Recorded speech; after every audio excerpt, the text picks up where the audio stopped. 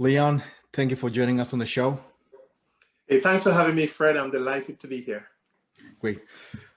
With project teams working remotely now, what's been the biggest adjustments you've had to make with regards to how projects are being ran at your organization?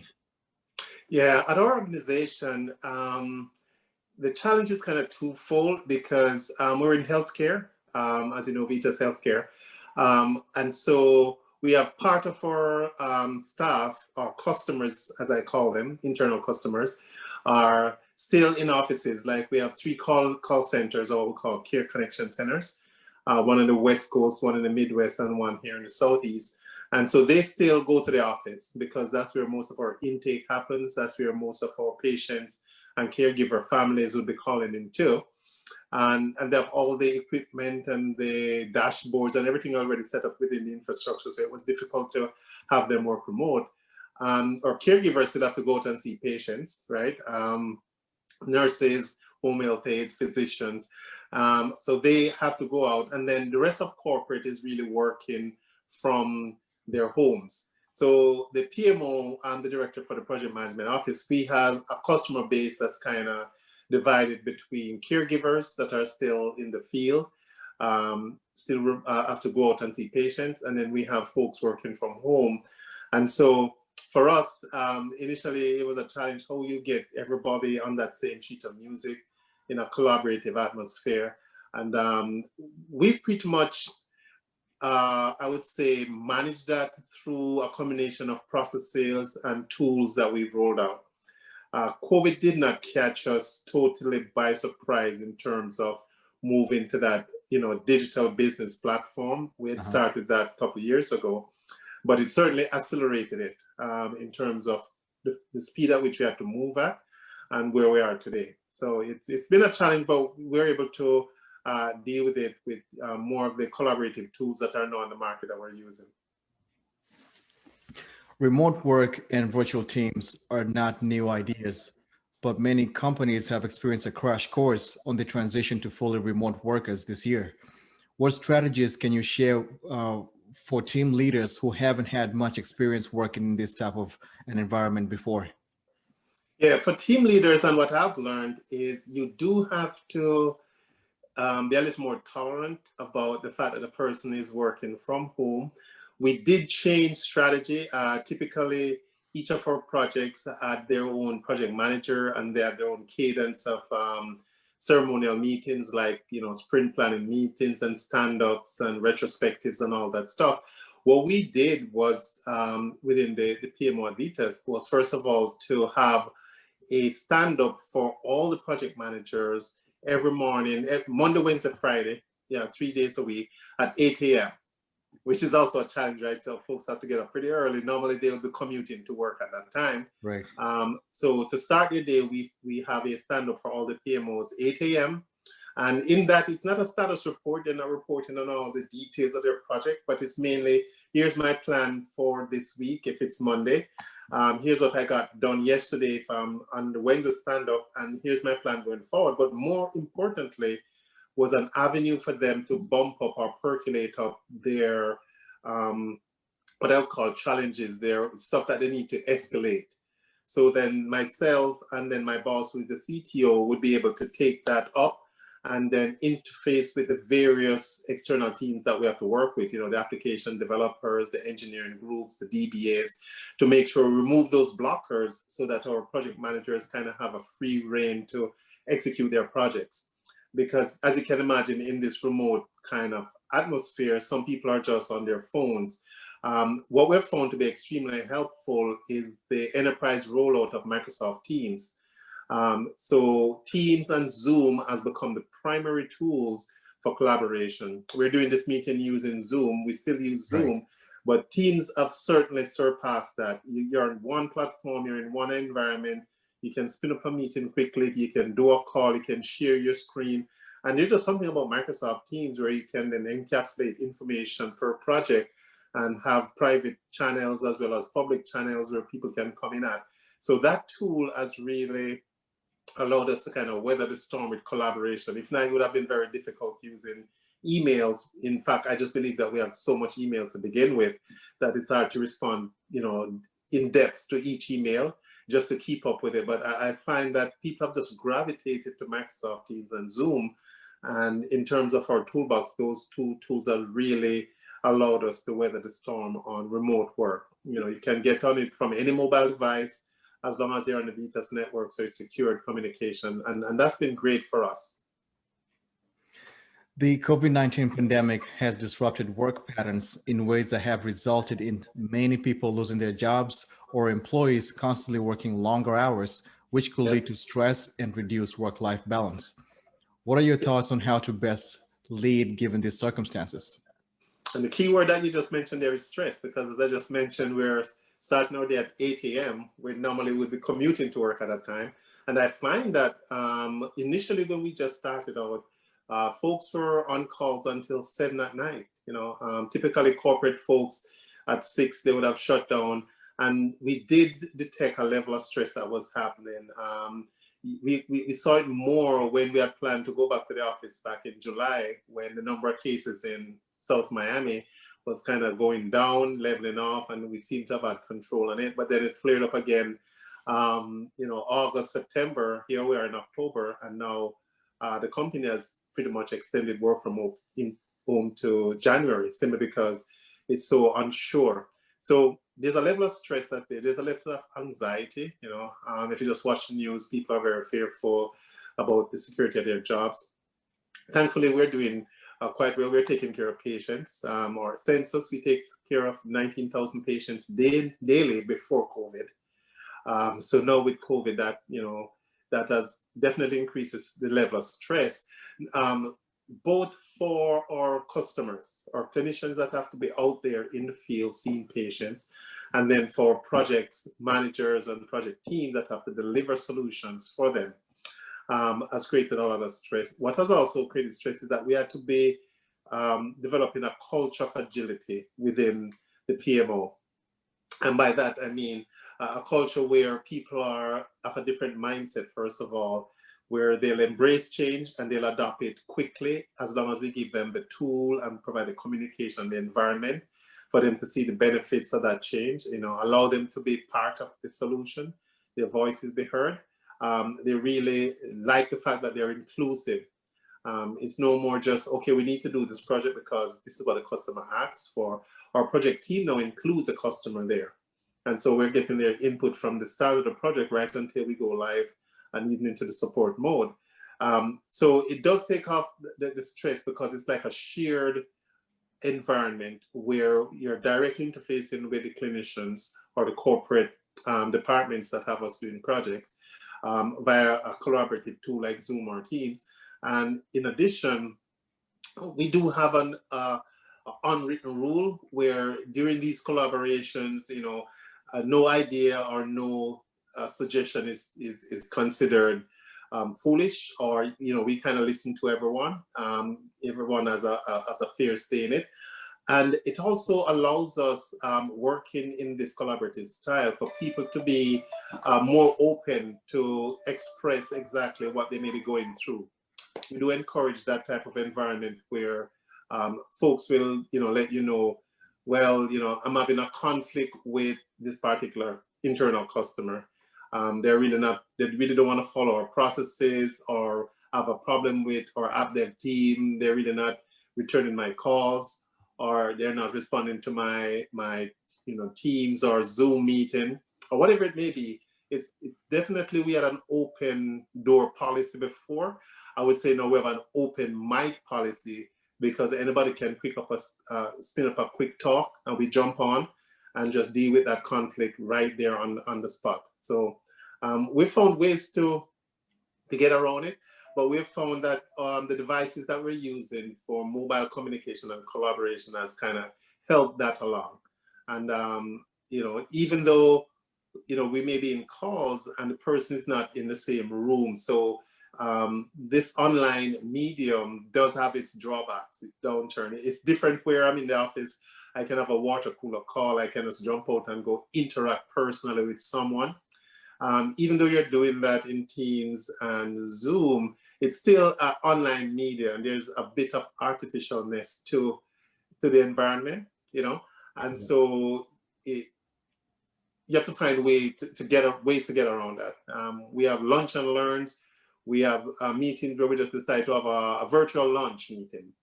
And everybody would order their lunch from Uber Eats or wherever they feel like, and they can expense it. And during that lunch talk, we just forget work. We don't talk about work. We don't talk about projects. Just talk about how you're dealing with this with your families at home. You know, it's very common to be in a meeting and there's somebody walks by in the background, or some child or some kid passes in the background, hey dad. And we've all come to understand that we need to give a little bit of tolerance to that, because you know, you're seeing the person like you didn't see them before. Before you only saw them at work in this very formal environment. Now you're seeing them in their natural state at home. And you realize, oh, they have a family, they have a kid. You're getting to know their family better. And so you're able to empathize with them as, you know, as we're going through this together. And it is stressful. And we find, you know, having that sense of empathy, that empowerment that lets the lowest person in the project team, or any person in the project team, to kind of, you know, hear their grievance or hear their challenge or concern, escalate that, and then we respond to that escalation. I think it kind of takes the edge off the stress. You talked about strategies, and I'm curious to know what strategies can leaders implement to build team cultures that translate well to remote teams? Well, in terms of strategies, typically when I looked at VITAS, we were going through business transformation prior to COVID. All COVID did was accelerate that for us. And so you have to have a strategy, what I mentioned earlier, something called cultural agility, where your leadership from the very top, from our CIO down, is pushing this culture where we have to have this nimble mindset that says, be open-minded or embrace this change. Not because we didn't do it this way before, meaning that we have to shun it, or we have to disband everything that worked before. We just have to get that to work, or, you know, definitely do away with what's not working and develop new processes to work in this new type of environment called, you know, digital transformation that then drives our business transformation.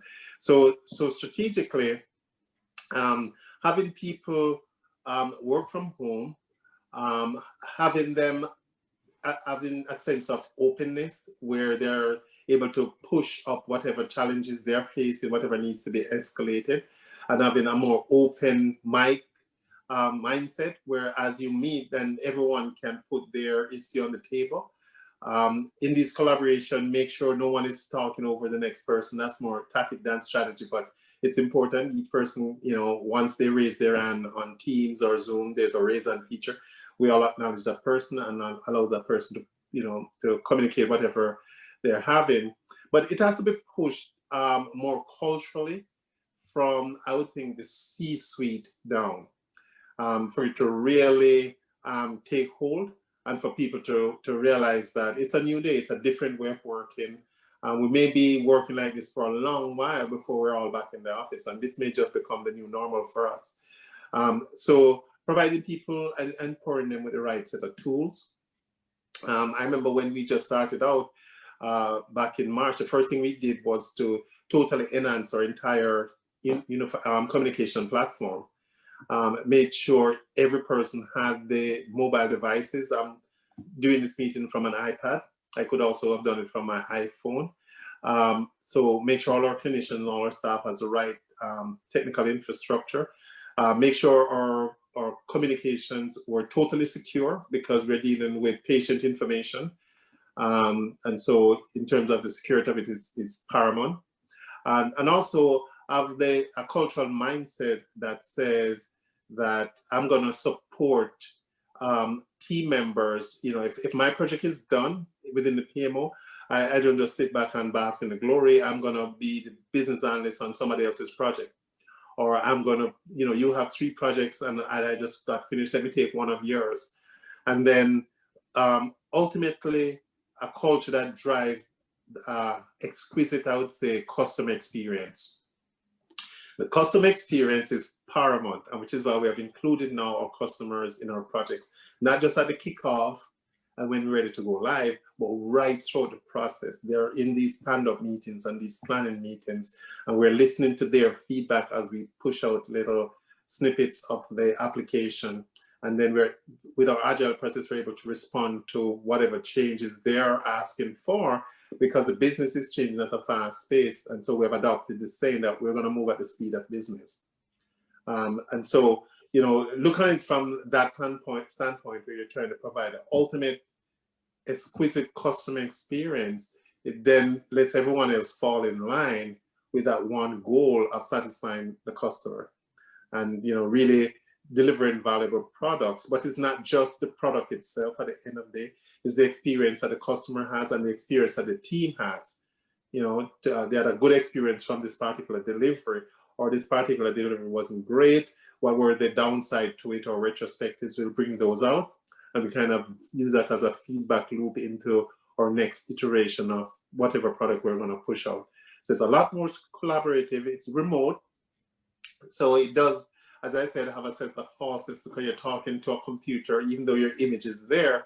But the fact that you know, you allow folks, then you listen to them and you provide feedback and good response in a timely manner. With emails, we probably respond, unless something was really urgent, you'd probably respond when, at the end of the day, or when you have time. When you're on a collaborative platform like Zoom or Team, and you're pinged, the temptation is to respond right then and there. So we're a lot more responsive, and we're a lot more in tune with the customer experience. And I think those two, with the C-suite kind of driving that culture, really helps us in, you know, getting over the stress and getting over the remoteness. And you know, for example, we've delivered 3 different applications since March. Never heard of VITAS before. You know, we had to come up first of all with a infection control app, because most of our patients are in nursing homes or inpatient facilities, and so we had to, our nurses and caregivers had to visit them. And part of the challenge was the owners of these establishments would not allow our caregivers in, because first of all, their patients are chronically ill. And so you have to prove that, you know, you have been tested, or caregiver has been tested, they have no signs of COVID. So we're able to come up with, you know, an application that allows you quickly to do that tracing and prove basically that that person is COVID free. We have to come up with a second one, which was for virtual visits, because again, they didn't want a lot of people in the facility with their patients. And so we had to be able to do our recertification of patients using, you know, the virtual devices, an application that we came up with, and just scheduling. As scheduling is a big challenge, as you know, caregiver schedule is probably real time now, because you know, things changes for patients, and so they have to be rerouted fairly quickly. And you know, with that whole customer experience as the ultimate goal, trying to deliver that ultimate exquisite customer experience, and a totally open mic where folks can say, you know, this idea is not going to cut it, and there's no retribution, there's no no feeling that, you know, I'm going to be stopped on the wrist. More open, a lot more open environment. It's working. Great. There's something that you touched on earlier that I want to circle back to, and that's conflict management. One of the biggest challenges facing project teams that are not co-located is that it becomes very difficult to see people's nonverbal reactions whenever conflicts arise within projects. I'd like to get your thoughts on how to effectively resolve conflicts in remote settings. That's true. You know, a good 90% of what we communicate, or 80%, is through body language. And you're right, on the online media, one of the rules that we have is once you get in that meeting, you're going to turn on your camera. Because a lot of people initially were just leaving the camera off. They don't like how they look on camera or whatever it might be. And so I remember we were on one part of a meeting and the CIO stopped as we started and said, look, everyone turn on your camera. And from that day, I noticed we get in this meeting, 1 or 2 people may delay, but people turn on their camera, because that's the only way I'm going to know I'm looking at you if you're actively listening to what I'm saying. Right. And I can tell that by you nodding your head or looking at the expression on your face. It's not ideal, because normally it would be in a conference room, we can see everybody, and see all the, and so you understand the nuances of what you're saying and the effect of it. So from a tactical standpoint, yes, everyone's camera needs to be on. And the second thing is we have everyone participating. People are literally called out if for some reason they go into this very quiet mode, not saying anything. And so those type of prodding and insistence, and everybody has bought into that within the team. So I don't have to pressure folks now to turn on their camera or speak up. The pressure is kind of innate and built in within the team. You know, somebody said, hey, I haven't heard from this other person. I want to know how their project is going to impact what I'm doing, because there's a relationship between the two. So, you know, having people, first of all, if you're using one of these collaborative online media, at least provide, you know, turn on your camera so people can see your reaction to what's being said. And we can read that from your facial expression or just how you're nodding your head, either yes or no. And so we can have a deeper conversation, you know, in getting to what you may disagree with or not like. I kind of missed the second part of your question, and I don't think I've addressed it. No, I was just asking how you effectively resolve conflicts that happen within a remote setting. Yes, no, let's say it's team members not getting along or something to that effect. So let me get to that. Yeah, I didn't think I addressed that piece of it. Yeah, what we find is, I mean, in fact, we just had a couple that we had to resolve recently. And you address it right there in this meeting, to the extent that you want to everyone on the meeting know that that's not acceptable, first of all. And then you take it off and have a separate online meeting, cameras on, with the parties that were involved, as well as with their boss. And so it becomes a four-way communication now, or four-way collaboration, I prefer, because I'm getting, it's a dialogue, I'm getting, you know, a bi-directional thing here. It's the two parties involved in this conflict as well as their bosses. And you get to the root and the heart of the matter. Or you may find some cases that the conflict has nothing to do with the work. It has to do with the fact that I've been working home for 6 months and I'm just stressed out, or I'm just frustrated with it, or the anxiety is building. It can be something totally unrelated to work. And so you find we're dealing with that. The company is great. We have, you know, employee, what they call it, employee support plan. We can call in, you can speak with, you know, somebody who, if it's psychological, that can help you through that.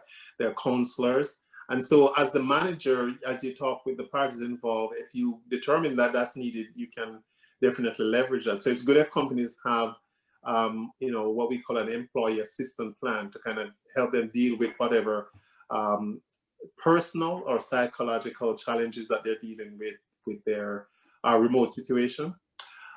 We also provide, a lot of folks, what we've found with some of these conflicts, are concerned about their personal health care, and they may not want to go see a physician. So we do provide teledoc as part of our benefits. So folks can get to a physician 24/7 for the typical stuff. You know, their kids are having an episode of something, or they're having an episode of something. But the key is that you can't, like in the office where you say, okay, I'm going to schedule a meeting tomorrow or Friday. It's Wednesday today. I'll schedule to deal with this issue. No, you have to deal with it, first of all, on the spot. If it occurs in an online meeting, or if it occurs off, you deal with it right there and then, simply because in this remote setting, things can get out of control really, really fast. And so as soon as you get whiffed of this, you really have to deal with it. First, if it's in a meeting setting, and a couple of instances has been on online meetings where somebody may have responded in a way that wasn't quite civil, if I may use that word. And so you could tell that someone was slighted, or you can tell because I'm seeing the photo of the person and how they reacted. And so as a leader, you deal with it right there to say, no, that's not the right way to deal with this. But then offline, you get the two parties and the person's boss on a conference like this, face to face, and you kind of talk through it, you kind of get to what the root cause really is. Because invariably, it probably has nothing to do with the person in terms of a personality, why, but it may also have to do with a remote situation that they have to deal with, either in their neighborhoods or at home, or whatever it may be. Get to the root of it though, and resolve that. before the week is out, or even before the day is out, if you can. You really have to respond much quicker than when you were in the office. Understood. Here at ProSociety, I lead the IT recruitment division for some of the technical roles, such as AI engineers, data scientists, RPA developers, and deep learning engineers. What are some of the hardest skills for your team to find in the current job market? Okay, very good question. And that hits at the heart of our digital transformation. As I said, we really started our digital transformation prior to COVID, but COVID accelerated it. And so, we had to move our HR system to our Oracle platform.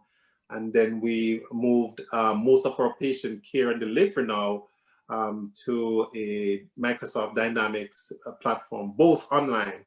So you're talking about a company where most of our computing power and asset was on premise, and we really had to move online. We've been doing it slowly over the years because we had moved our caregivers to mobile devices. So their patient workstation is really on their iPad or iPhones. Mm-hmm. They can do e-prescribing and they can see the patient chart on their iPads.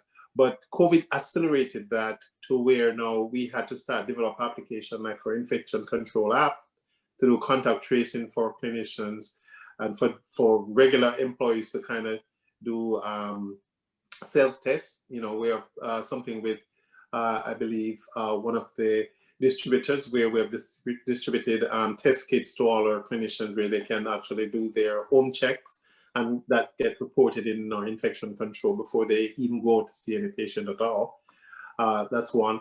And then we had to develop applications for virtual visits. And so we use Microsoft Teams as the user interface for virtual visits and for scheduling, simply because a lot of folks, it's very easy to use. They were using it already under enterprise agreement with Microsoft. We're able to, we have licensing to distribute it to all of our employees, pretty much 12,000 plus.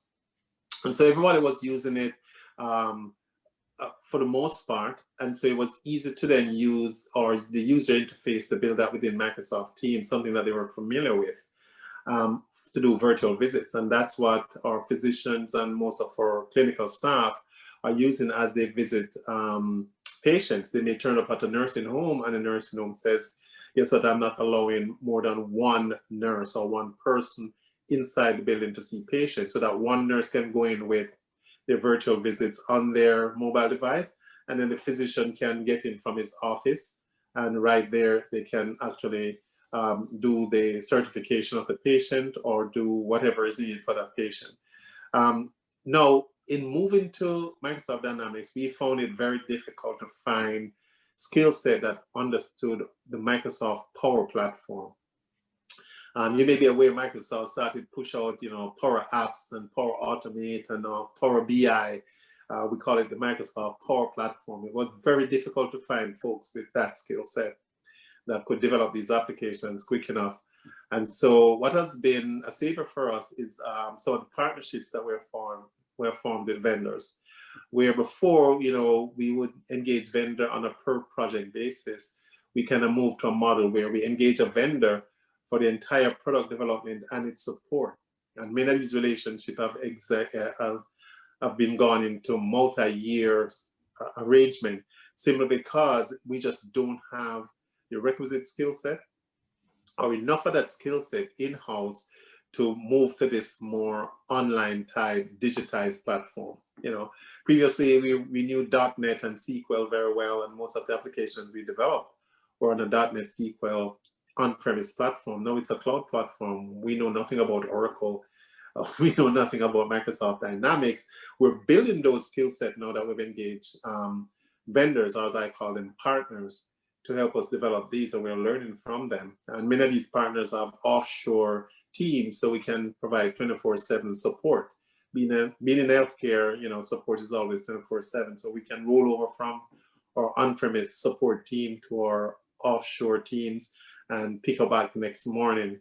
But I think what has really been the feather in our cap is the long-term relationship that we've established with a good set of vendors that we've had, both helping us in the project management space as we embrace a more agile culture, as well as the development space where you needed the skill set to, write application using the Microsoft Power Platform. And not just Microsoft, we have also Amazon, web services as part of our online platform too. So we're able to extend our team with those skill sets through our partners, through our vendors and business partners.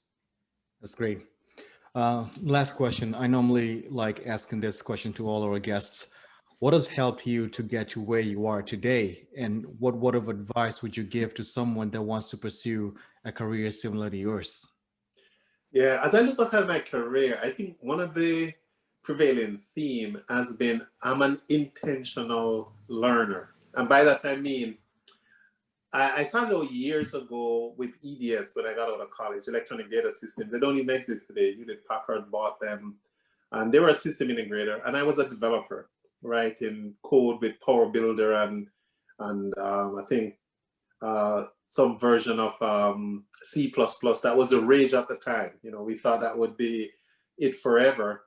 And today I'm talking about, Microsoft Power Platform. What has helped me over the years is not just continuous learning. Some people say that continuous learning, but they just learn because they want to understand something new. It's intentional in that I make sure, first of all, I'm with organizations such as PMI and HIMSS, so that I'm forced to maintain some type of a certification, which helps with my intentional learning. So I pick topics that I know is the latest sustainable rage, like a Microsoft Power Platform or a AWS. I don't need, in my role today, to understand how to write code, but I do need to understand the system that's developed from them, which means I need to at least have a foundational understanding in how it works and what it's about and what it can deliver to really deliver value for customers. So over the years, I've always made sure that I have this intentional learning as part of my continuous development. And I've taken full responsibility for that. I'm never going to be in a position where I'm going to blame an organization or someone else as to why I don't know something. In these days, LinkedIn Learning, YouTube, you name it, there is just so many avenues out there where you can maintain that continuous learning, maintain that edge, so that your career is never stale, right? The things that are no longer true, you kind of disband them, and the stuff that are new that requires learning, you learn those. And so I've always taken that type of responsibility and pride into staying up with the changes. And it's not just technology changes, it's also process changes. So it's both on the soft skills and on the hard skills. The hard technology skills, I have that background to be able to keep up with that. But the softer skills in negotiating, collaborating, how to do better communication, leadership. I've been at so many leadership conferences and then leave that conference and apply what you learn about leadership there. Test it out. Try it out with your team and with your boss to see what works and what doesn't, right? And so that has really helped me to remain relevant. Literally on my calendar, I put a recurring meeting at the end that says stay current. And that stay current, maybe I go into my Gartner account. We have our enterprise corporate account with Gartner, and look what's the latest that's coming out to do with revenue cycle or patient reimbursement or collaborate or whatever it may be, and log some hours there just trying to understand it and see how to apply it and how to use it. And that has really kept me sharp and fresh with changes in the business climate, which, as I said before, you have to move at the speed of business. And both, the softer side of that skill set, the negotiating, the collaborating, the communicating, the leadership skills, as well as the harder side, learning the Power Platforms and the Oracles of the world. But on the harder side, I focus more on understanding enough that I can then see how to deliver value to my customers. I'm never going to be writing any code or testing it, but I certainly can be the conduit between the technical folks that knows it really well and the customer who is asking for something and they rarely speak the same language. And I can be that broker in the middle that totally gets it and make sure, the customer experience is exquisite at the end of it. Absolutely. Leon, thank you very much for being with us today. This has been really helpful. Thanks for having me, Fred.